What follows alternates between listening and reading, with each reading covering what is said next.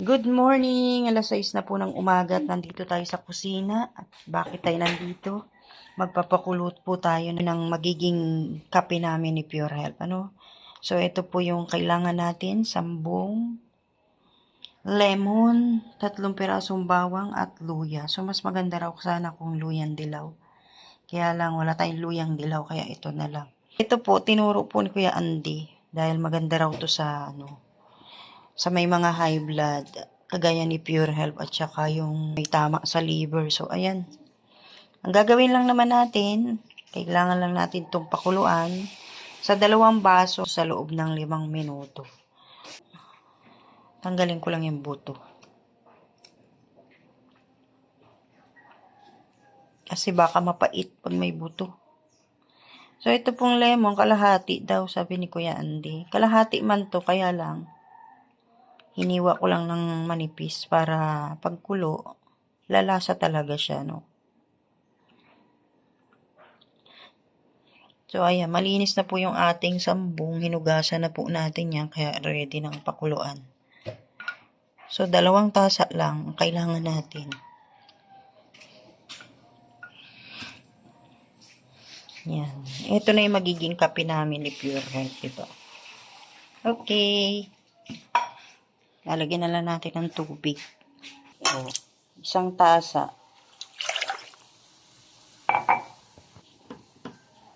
So, pangalawa. O, ngayon, pwede na natin isa lang. Pwede nating inumin sa umaga yung wala pa raw laman ng tiyan natin. At sa gabi rin, bago tayo matulog. Yan. Dito naman tayo sa natural na gamutan, Hintayin lang natin kumulo. Tapos, po yan, kung gusto nyo ng matamis, kasi medyo mapait-pait daw yan, sabi ni Kuya Andy. Kung meron kayong honey, ayan, pwede po yun. Pwede nyong lagyan. Ay, ayan na, kumukulo na, Init. Sasali natin sa baso.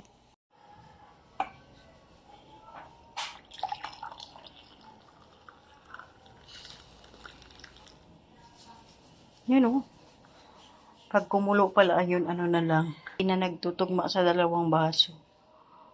Titikman ko nga kung anong lasa. Naghalo-halo ang pait, ang asim. Nag-combine talaga yung lasa niya Pero kaya naman kahit walang honey. Si Pure Health na lang inaantay natin na magising. Painom natin sa kanya yung isa. Ito kanya. Ito yung sa akin. Ayan. Inumin mo na. Tignan mo. Hindi. Nilagyan ng honey yun. Kahit hindi. Tikman mo muna. Anong lasa? Atim. Lagyan mo na nga yung sa akin ayaw ko. Kunti lang lagay mo. Honey, galing din kay Kuya Andy yan. Product ni Kuya Andy. Lagi na lang kay Kuya Andy. Andy. Ayan na. Haluin mo. Ito, kutsara. Titikman ko nga kung mas masarap pagka may honey.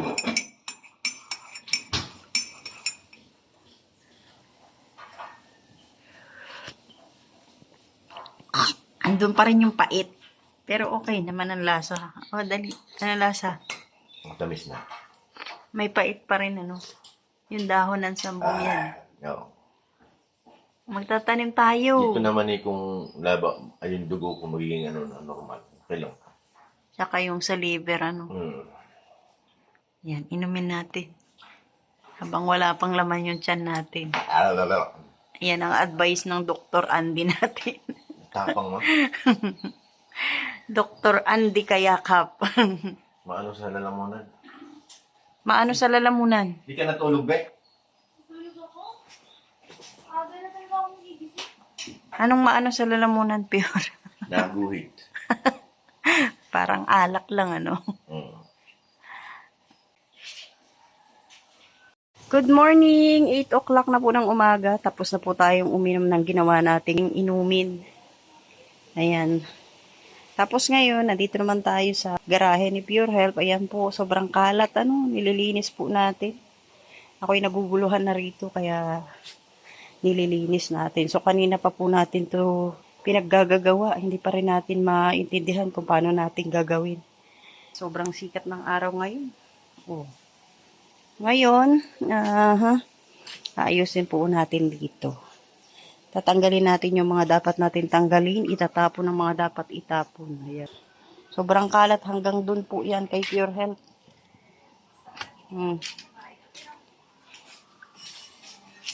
Diba? Daming kalat natin. Hindi ko na alam kung anong gagawin natin pagliligpit. Yung wala, ano? Ha? Tapon na yung wala ng mga mo. Yung airbed mo. Di ba ilalagyan mo yung sa box, ano? Alin? Ayan. Sa? Di pa naman yung butas eh. Pahanginan mo uli. Tambay ulit tayo dito. Yan ako nabulag eh. Ayaw mo na? Ay, tapo mo na yan. O, sige na, sige na. Dami naming ligpitin. Ay, ako lang pala. Si Pure naghugas ng plato. O, di ba? Di na siya nakatiis sa hugasan. Siya na naghugas.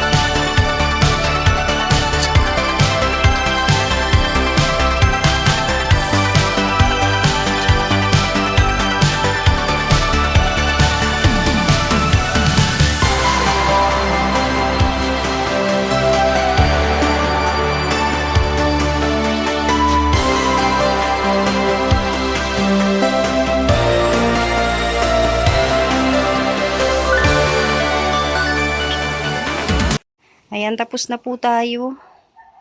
Naiayos na po natin yung ating mga kagamitan na laging magulo. At yung mga karton po ay susunugin na lang daw namin. Si Pure Health na raw pala ang gagawa niyan, no? Mamaya na po. Pagpadilim na. Para, kasi oras ng pahinga ngayon, ano? So, mamaya-maya na po natin sisigaan yung karton. So, ayan, naiayos na po natin dito. Na-organize na natin. Pati rin po doon sa kabila. Sarap ng buhay. Tapos ka na magulit. Ito naman, mamaya na natin yan ilalagay kasi bibili muna tayo ng lalagyan. Pahinga na. Nakakain na rin tayo. Ay, yung mga aso nag-aabang na ng pagkain. Ay, ito pala yung binili nating lupa. Kasi magtatanim tayo, no? Diyan na muna yan. Hindi pa tayo makakapagtanim.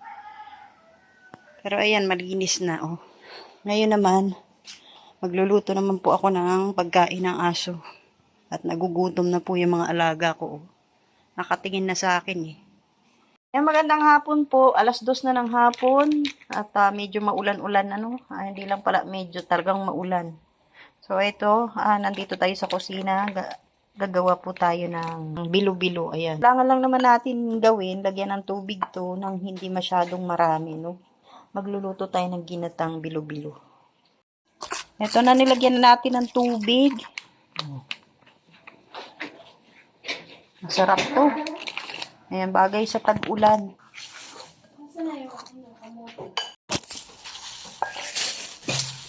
Oh, ayan na. Okay na po yung ganyan na medyo dry, na medyo basa. Ayan po, bibilugin natin. Kakamayin ko na lang kasi para mas natatansya natin, no?